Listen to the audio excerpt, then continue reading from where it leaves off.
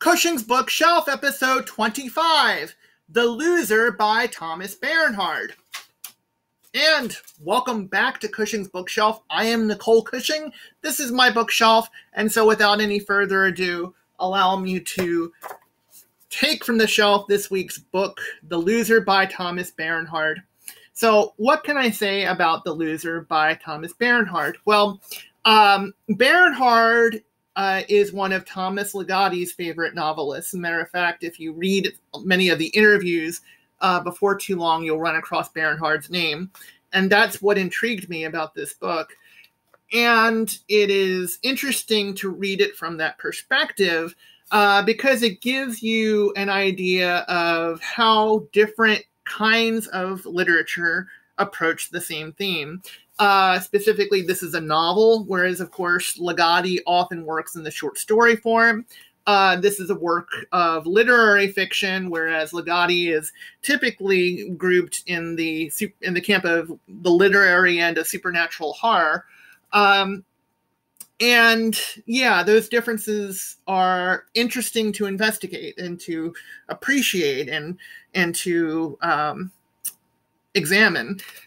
So in this book, we see the similar themes of misanthropy, pessimism, anti-natalism even, quite a bit of similar thematic content as what we see in Ligotti's short stories.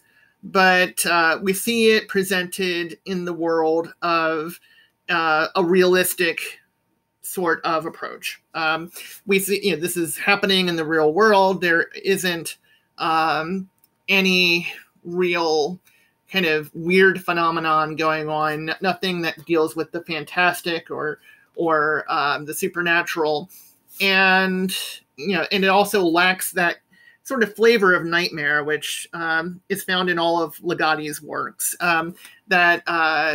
Ligotti has said in one of his short stories that existence equals nightmare.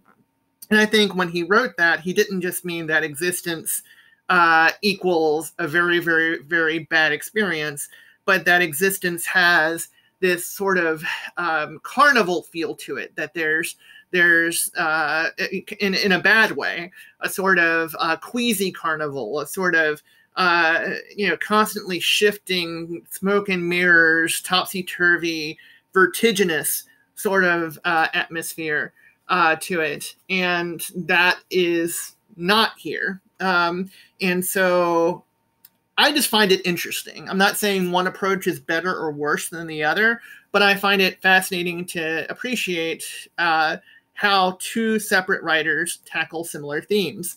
So if you are interested in that, you may want to check this out. And that's all I have. Until next week, take care.